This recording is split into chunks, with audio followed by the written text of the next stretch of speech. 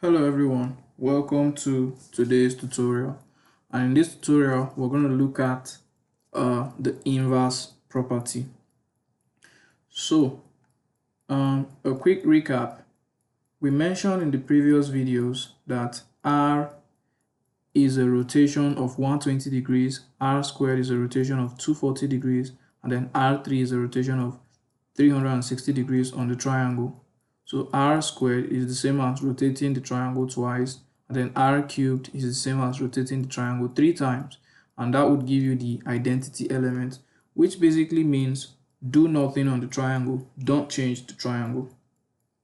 So today we're going to look at the inverse element, right?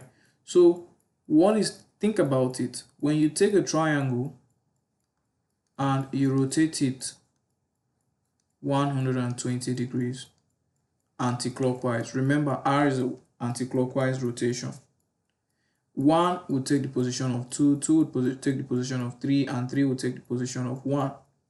We can do the inverse, r inverse. What do you think the inverse is going to be?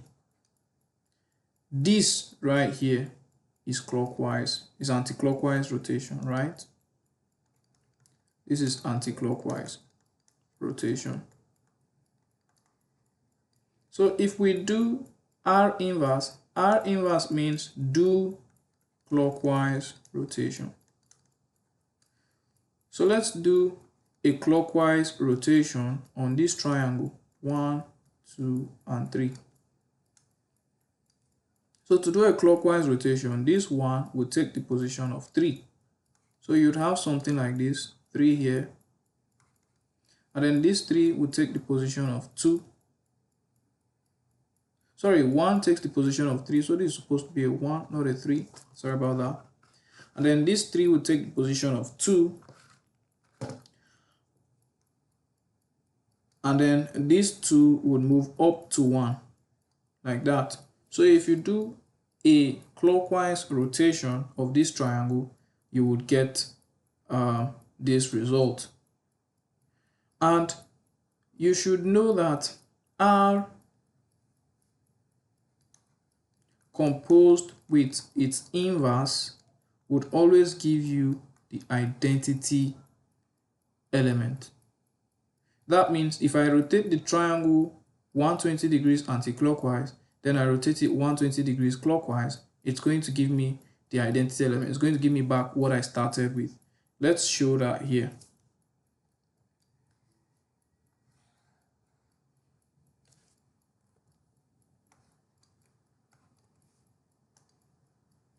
So basically, let's start with the 120.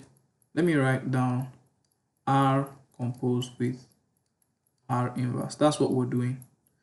I'm not supposed to write that up there. Let me write it here. R composed with r inverse. What is this going to give me? So I will do r composed with r inverse acting on the triangle. So this is 1, 2, and 3. That would be equal to, first we'll do r inverse. Remember, r inverse means go 90 degrees clockwise. So if we're going 90 degrees clockwise, this 1 will move to 3, 3 would move to 2, and then 2 will move to 1. That is clockwise rotation. Then we will do anti-clockwise. So 2 would move back to 3, 3 would move back to 1, and 1 would move back to 2. What am I doing? Sorry. 2 would move to 3, yes, that's correct. 3 would move to 1, so we're supposed to write 3 here, not 1. 3 here, and then 1 would move to 2. Okay, now that's it. That's correct. So notice we started with this triangle, and then we ended with this triangle. Notice nothing changes. 1 is still there, 2 is still there, and then 3 is still there. That means r composed with its inverse would give the identity element. It doesn't change. It does nothing to the triangle. So that means the inverse property is also satisfied, right? So every element in the group must have an inverse within the group, and that property is satisfied. I would also like to talk about the abelian group. What does it mean for a group to be abelian? So let me erase this. So let's quickly brush on the abelian group. Abelian group.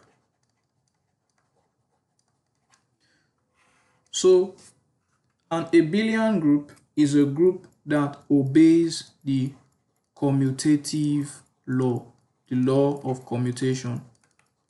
Any group that obeys the commutation law is an abelian group. And what is the commutation law? It's easy. So if I have the element A composed with B and it is equal to B composed with A, this group is abelian. For example, 2 composed with 3 is equal to 3 composed with 2. Let me just take this composition law here to be multiplication. So 2 times 3 is equal to 3 times 2. This is an abelian group, and this is the set of natural numbers. So the natural numbers is an abelian group, right, under multiplication. But if they are not equal, then that group is said to be non-abelian. Now, is this group abelian? Is this group abelian? This group of the rotations of a triangle, is it abelian? Let us find out. From the little algebra that we've done so far, you can see that let's do r composed with r squared. So what is r composed with r squared is equal to r squared composed with r. Is this true? Let's find out. I'm going to start with the left hand side. So let's start with the left hand side. So you have r composed with r squared, r composed with r squared. Well, we found out before that r composed with r squared would give you r3, which is equal to the identity element, right? So this is the left hand side. The left hand side is equal to the identity element. What about r squared composed with r? Well, we also did r squared composed with r. If we haven't, then you have to do it yourself, and you would find that r squared composed with r would also give you the identity element, right? So this group is abelian because if you take any of the elements and then you compose them with themselves, they would and then you compose it with another element in the group, you would get the commutation law. You'd find that it commutes. So you can verify that for so many other elements in this group. So this group is abelian. Okay, so that's the abelian group. The next thing we're going to talk about is the reflections of a triangle. Next, we're going to look at reflections. Remember, at the start of the video, at the start of the tutorial series, I talked about the inverse. I talked about the reflections of a triangle, and I also talked about rotations of a triangle. So right now, we're going to focus on the reflections of the triangle. Now, for reflections, I am going to call T for reflection along the vertical axis. So whenever I do T acting on this triangle, 1, 2, and 3, this is always equal to, you would keep this vertex fixed, you would keep 1 fixed. That's not very straight. So you keep 1 fixed, and then you would swap the 3 and 2. So 3 comes here and 2 comes here. That is a reflection. So when that's what T means now. T means do a flip of the triangle. So if you flip twice, T squared, that means flip the triangle and then flip it again. 1, 2, 3. You would end up having what you started with. 1, 2, 3. So T squared, we can conclude, is the identity element as well. So in the next video, I am going to combine the rotations and reflections into one group known as the dihedral group. Thank you very much for watching. I'll see you in the next video. Bye for now.